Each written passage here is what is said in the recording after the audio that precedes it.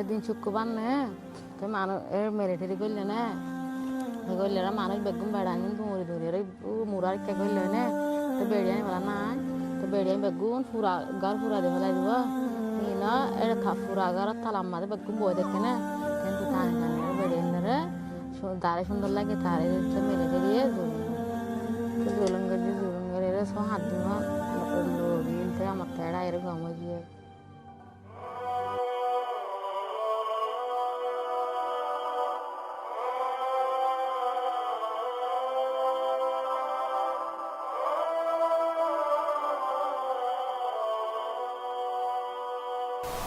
Rape is used in my country as a weapon against those who only want to live in peace, who only want to assert their basic human rights, especially in the areas of the ethnic nationalities.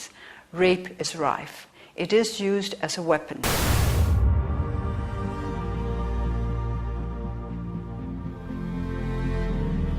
Welcome to the Dean Show. How you doing? My next guest, CJ Wheelerman. Most of you haven't heard the Rohingya. I didn't know much about them. I mean, some things just don't make the news. You know, you got the signs when some fanatic, some crazy evil person goes and blows up something, and next thing you know, the whole world. If the person have a certain passport, looks a certain way, has a certain color, it seems like that gets more news. Why is that? The whole world comes together.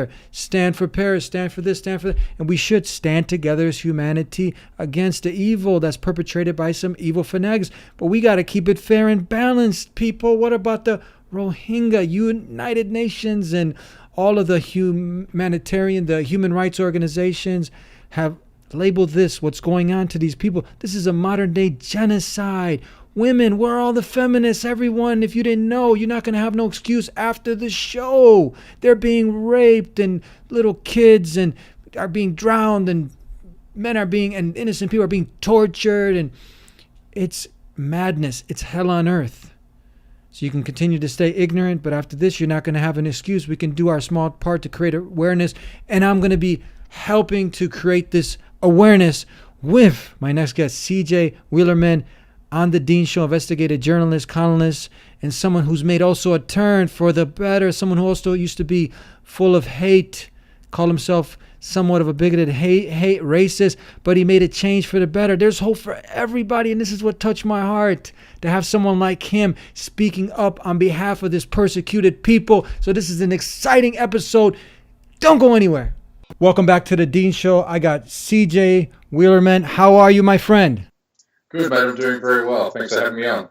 Thank you for finding the time to be with us. You're a columnist for the Middle East Eye, investigative journalist. The United Nations, the major human rights organizations, have said that this is the most persecuted minority group in the world. But the question is, where is the world? It seems like the international community, you know, when you, most of us, myself also, and I'm guilty of it, we don't, I mean, you got to kind of like go on your own investigating, people like yourself who are brave enough to talk about this. But why is it that the global world is a community? Other tragic events happen and people are out there, and, you know, it's sad anytime something like this happens where an innocent group of people or a person is harmed and the whole world comes together and pray for Paris, pray for this group. But what about the Rohingya? Yeah, I mean, to put it crudely or bluntly, I mean, brown lives don't matter and Muslim lives don't seem to matter either to the Western-led international community. We've seen this time and time again from Bosnia, for instance. Western intelligence agencies had about 6 weeks warning on what was going to happen in Srebrenica. We had 8,000 Muslims killed. It wasn't until years later that Clinton decided to intervene there. We've seen this in Syria. Obama, when he drew a red line in the sand, another 500,000 Syrians have been killed since. So when Muslim lives are on the line, even though a lot of these, you know, most members of the international community have signed on to the UN principle of right to protect, which means if a sovereign state is unwilling or unable or is the threat or the number one security risk to humans within their, or citizens within their state, well, the international community has an obligation to intervene and to protect those lives. But seemingly, when it's brown or Western lives, and whether that's Rwanda or elsewhere. The Western community just sits on the international community just sits on its hand. Even more sinister is the fact that not only is the Western-led international community sitting on its hands when it comes to the genocide that's taking place in Myanmar, they're proactively mobilizing and backing and supporting the genocide there. You've got China, which has said it fully backs Myanmar. You've got India, which says it backs Myanmar's counter-terrorism operations in that country when there is no terrorist activity taking place in that country. That, again, is just a fig leaf for India to back the genocide against the 1.3 million Muslims who live there. And Israel continues to sell weapons to China, and neighboring Muslim-majority states have said they don't have the finances or the resources to take care of the refugee problem there. So, it's not a case of doing nothing. The Western-led international community is doing something. They're actually helping this genocide take place. Tell me, CJ, let's back it up. For the layman, the person who is hearing about this for the first time, can you break it down for us? What is the part of the world where this is happening, and what's happening? How did this all start? Yeah, it started. Burma, as it was called, was a British colonial project, and the British there, several hundred years ago, brought in Bengali labourers from what is now Bangladesh, and they used them for basically civilian infrastructure projects, cheap international or foreign labour, basically, and so. What is now 1.3 million Rohingya Muslim population that's there now, I think in the diaspora, I think the population is closer to about 4 or 5 million. They're basically a stateless people because Bangladesh no longer considers them to be Bangladeshis, and Burmese don't consider them to be part of the Burmese culture. And so they've always been scapegoated and vilified. There's basically 4 decades of solid evidence of periodic mass killings, torture, and expulsions. Whenever political opportunists within the military junta have needed somebody to vilify to, help justify their brutal and oppressive regime, well, they've blamed the Rohingya for it. So they've been the perfect political scapegoat for a time memorial. So this is the Rohingya people. And this is in the country, it's right next to what, China and India, is that right? That's right. Myanmar? Yep. And this is now people that have been there for hundreds of years? Yes, that's right. And they've been persecuted for these hundreds of years, and now is this something that's just coming to light, or it's gotten to a whole nother level? It's gotten to a whole nother level since about 2012. So, Myanmar is in a transition period from transitioning from being a military junta to basically a quasi-democratic state. It's a bit of a joke that it is democracy. Aung Suu Kyi is basically just a puppet figurehead to give the military junta a friendly democratic face. She's effectively powerless, but that doesn't vindicate her from the genocide that's taking place in Myanmar, because she's used rhetoric, the same kind of rhetoric we've seen Assad use to demonize Syrian opposition as jihadists or terrorists or Islamic extremists, when the Rohingya are far from that, when the Syrian people were far from that. And so she's complicit in the genocide. Even though she might be powerless, she's certainly complicit and has added fuel to the fire with what's happening there. So the crackdown really began in about 2012, during this transition period, and they've really stepped up. The Myanmar military has really stepped up its operations to dispossess, to kill, to torture, to loot, and to expel the Rohingya population. I think now 300,000 are now internally displaced and are seeking refuge on the Bangladesh border. I think there's something like 80,000 who have now successfully crossed the border illegally into Bangladesh or in one of the 3 main refugee camps there. But the great majority are trapped there on the border, basically at the whims of the Myanmar's military. So these are people that their ancestors were on this land. They were born on the land. So now there's specific rights that have been taken away. They're not allowed, correct me if I'm ever wrong, they're not allowed to vote. They're restricted now to internment camps. Is that right? Mm-hmm. They're not That's allowed. right. They're not allowed to have more than two children, something like that. That's right. And they basically live in segregated apartheid living conditions at the best of times. Now these are the worst of times where apartheid and segregation almost sound quaint compared to what's happening today. This is a full-on ethnic cleansing project, and even the United Nations issued a statement 2 days ago saying this meets the textbook definition of ethnic cleansing.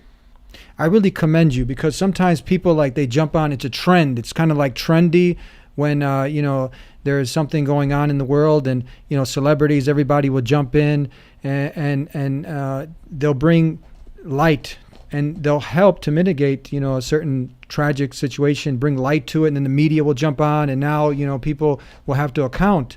But you're one of the few. I really commend you. You're doing some great work creating awareness on this. Why don't we see more? Is it just people are ignorant about it? Many. I think it might be a combination of ignorance. I mean, it's also too the Western mainstream media is a selective outrage generating machine, and the lives and plight of brown people, particularly Muslims, in a part of the world where most Americans or many people in the West can't identify on a map. Doesn't really stir a lot of media headlines in the Western media. The Western media. I mean, if it wasn't for social media, many more wouldn't know what's taking place there. I will say I have seen a little bit of which is encouraging. What started off maybe with Middle East Eye and Al Jazeera and those type of outlets, which sort of cover, the plight or the crisis of Muslims around the world. I even saw CNN cover the story for the first time a couple of days ago. So, noise is being created. I think, enough people are paying attention now for there to be, headlines to be common. And once you have headlines, then you have a debate and discussion, and from that, policy follows. So hopefully policymakers, there's enough pressure on them, or growing pressure, that they're unable to sit on their hands and ignore what's happening. Let's talk about the tragedy of so many. I'm hearing so many innocent women are being raped. I mean, systematically by the army. Houses are being, whole villages, like 500, 1,000 at a time. Is this correct? I'm not sure about those numbers, but I know the UN did an investigation several months ago and found that basically half, up to about 50% of all Rohingya Muslim women had been subject to some sort of sexual harassment or rape. I think 1 in 3 verifiably raped.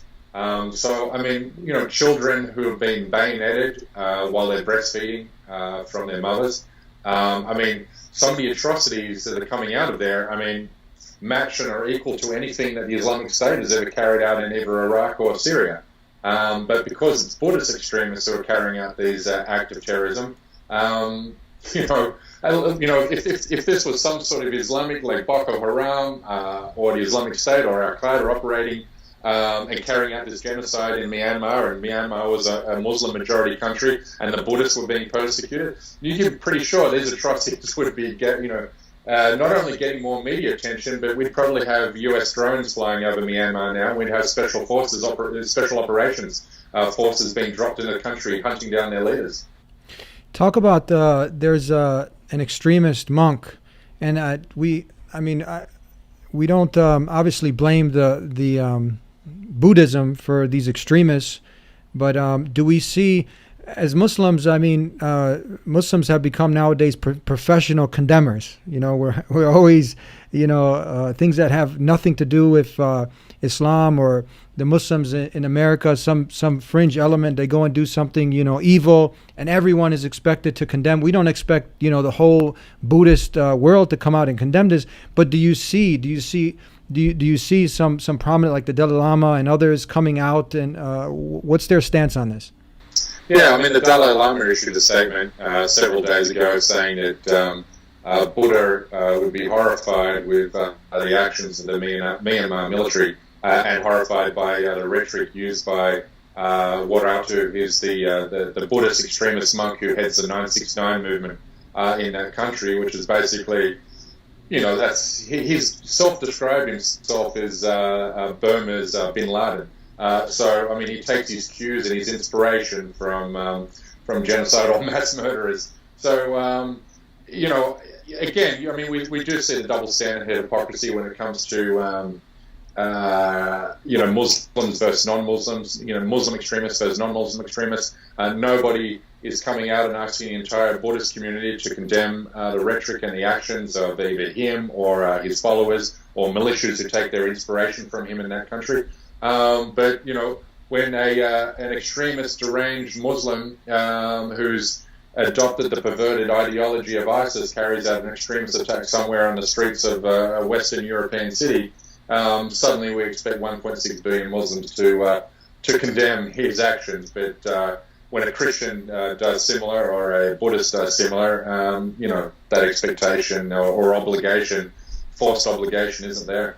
We see the power. You strike a great example, and I'm from my parents. I came over about 40 years ago from the former Yugoslavia, Bosnia, the war that happened there, and the struggle that was going on there. Against also something that many people are ignorant to, was one of the greatest genocides, if not the greatest genocide after World War II. And you have Slobodan Milosevic, the war criminal, who was using this hate speech and pumping up people, and then we see the evil effects of that. And we see the same thing what's happening here. You see these people in prominent positions pumping up the people, and the people like sheep following along, and then dehumanizing. We see what happens, and you can kind of contrast that. Don't we have a similar thing going on here with some politicians? Yeah. Do I see a similar thing happening there in Myanmar? In Myanmar, or even just in the world in general, what happens, the dangerous thing when you start dehumanizing people. So they're less human, sure. And it's just like, okay, so their blood is not as valuable as the next man's blood. Yeah, I mean, you're seeing that everywhere. You've seen that. 9/11 became a pivotal moment in the way the West was portrayed. The Arab world or Islam. I mean, Hollywood is always. Hollywood portrayals of Muslims and Arabs has always been negative. Muslims or Arabs in movies are always portrayed as suicide bombers or ruthless oil sheiks. Or some sort of a slave rapist. But we've seen. I mean, all genocides start with words. The genocide that took place in Bosnia started with. Several years of demonizing Muslims as the other and as a threat to Serbian values and Serbian culture and Serbian way of life. And, that's what's happening everywhere in the West. I mean, and that's what's happening in Myanmar.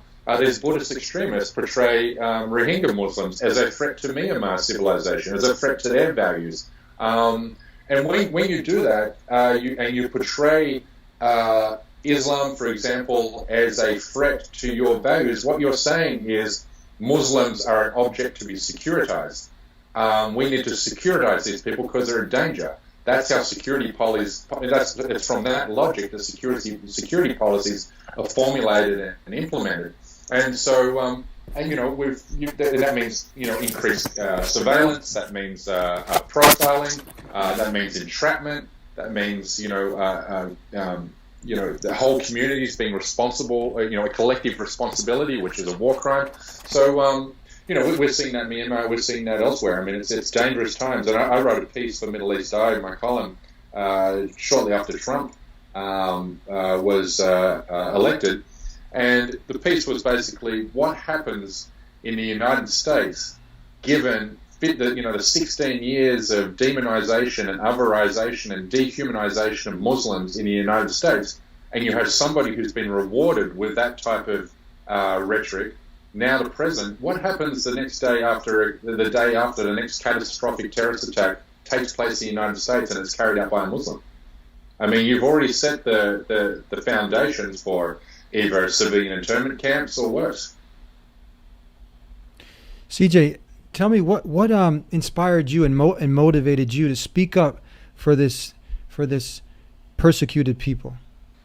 Yeah, I mean, I've since. I mean, your viewers might not notice, but my history. But I lived in Indonesia for 10 years, which is the world's most populous Muslim country. In 2005, I witnessed an Al-Qaeda-led or Al-Qaeda-inspired terrorist attack on Jimbaran Beach in Bali, and which killed about 16 people. So I've been, enthralled in studying terrorism, and I'm pursuing my master's in terrorism and counterterrorism at the moment. It's something that I've studied amateurly before I moved into academic field with it. But when I initially started trying to understand the mindset of why people would blow themselves up and take civilians with them, I blamed religion, and I actually became, in blaming religion and blaming Islam for those terrorist attacks, I myself became an anti-Muslim bigot. Thankfully, several years after that, I realized I'd been wrong. The deeper I started to study Islam, the deeper I started to study terrorism, realized that thesis was crudely wrong and evidently wrong. And since I've been trying to bring the world's attention to what really does motivate and inspire these terrorist attacks, and it's it's injustices, it's humiliation. For instance, you now have the Salvation Army, Myanmar Salvation Army, or the Arakan, there in Myanmar, ASRA, as they're known. I mean, they're a small militia group who have been accused of carrying out terrorist attacks there in Myanmar in response or in self-defense of the Rohingya, but they haven't carried out a single terrorist attack. They're there purely to self-defend the Rohingya Muslim. But, we in the West, once they kill maybe a couple of Burmese military officials, you'll see narratives in the West saying they've been radicalized by jihadist ideology. Islam has radicalized these people, when really they've just been on the receiving end of violence themselves, and they're defending their communities. So you're familiar now, you're really intensively studying, advocating for the study, academic research on terrorism. Robert Pape and you at the University of Chicago and others, they've done studies funded by the Pentagon that people how come they don't have on CNN people like him, people like yourself, who are bringing to light these facts? Most of the people, they're trying to make it seem like Islam is the root of this terrorism. But when intellectuals like yourselves, academics, when you look at the facts, that's totally the antithesis of the truth. Yeah, it's tragic. I mean, if you watch Fox News or CNN in the aftermath of any terrorist attack which has been inspired or carried out by ISIS, and you'll have the usual party or Congo line of Islamophobes, shameless opportunists like Majid Nawaz, who'll posit that it's not blowback from Western foreign policy, it's not a perverted ideology, it's not social structures and social injustices that are at the root of this. Instead, we talk about radicalization and we talk about radical Islam. And the minute you speak about radicalization itself, that word was, purposely injected into public discourse by the Bush administration, because the Bush administration was in no mood to talk about the root causes or the reasons why Al-Qaeda and bin Laden carried out the 9/11 attacks. They did not want to have a discussion about why our military bases were in the Holy Land. They didn't want to have a discussion about how we, handle the Palestinian-Israeli conflict in an uneven manner. They didn't want to talk about why we, arm and support some of the most despotic, oppressive regimes in the Middle East and elsewhere. Instead, they wanted to shift blame away from anything that might make them culpable and shift it entirely to, another people's culture. What can the average person do? They tune in and they're hearing this, the heart gravitates towards wanting to do something good for their fellow man, and they see like, okay, this could be my family tomorrow. How can I help out? What can I do now? They're listening. What I'm powerless. Like, give me some advice. What can I do to make a difference, a positive difference? Yeah, I mean, it all depends where you are. I mean, if you're in a Western democratic country like here in the United States, then make noise. Noise attracts the media. The media is always attracted to bright, shiny things, and there's nothing more bright and shiny for the media when there's a lot of public noise and stirring. And that's really the noise that's been created on social media about what's happening in Myanmar is the reason you're now seeing, the crisis in Myanmar make its way onto CNN. And if it makes its way onto CNN, then policymakers are going to start paying attention because their constituents are paying attention. So, I mean, even grassroots things, sign petitions, online petitions, call and email your congressman or your senator. Let them know that, it's intolerable that the United States is sitting on their hands doing nothing while, a whole people are being exterminated. I mean, these things do create action. But if we just, maintain our silent outrage, then, no action will follow from that. I really commend you again, as I've said. Your voice has been strong on this, and I hope many will go ahead and follow in your footsteps to help create awareness in this and see the truth, which is kind of distorted and out there, but you bringing light to it really is going to help a lot of people. We're trying to do our part, and I really commend you. Thank you so much for finding the time to speak with us here on the Dean Show. I really appreciate that, and I'm sure our viewers do also. Thank you. No, thank you very much for having me on. Appreciate it. Thanks. And there you have it. Thank you for tuning in, doing our small part to create some awareness. Now, if everybody does their small part, send a tweet, a share, do something to get this information out. And that's how we can make a change. We can make a difference. Instead of tweeting something that is of no benefit, this actually has some benefit. To make, as our guest CJ Wheelerman was saying, make some noise. Make some noise so people can hear the voice of the persecuted who are out there suffering, mass murder, they're being tortured, women raped. You can close your eyes, but you heard this. So you heard it. Now you can go ahead and do your small part. Bring the humanness out. And this is what really amazes me about people like C.J. Wheelerman, who were on one side, on the hate side, on the hate train, and their hearts are becoming alive. And now you see people like this who were once propagating on the hate machine, anti-Muslim, anti-Islam, and now they're speaking. He's speaking on behalf of this persecuted minority. I commend you, CJ. Make sure we hook up when you're in Chicago. I really admire you taking a stand for this persecuted minority and letting your voice be loud and clear on this and making a shift, a change for the difference, speaking the truth on these matters. Very important. You've brought some great things to light. And thank you, everybody, for tuning in. Now do your part. Share. Sharing is caring. Get the information out. Thank you very much. We'll see you next time here on The Dean Show. Subscribe if you haven't already. Until then, thank you. Peace be with you. Assalamu alaikum.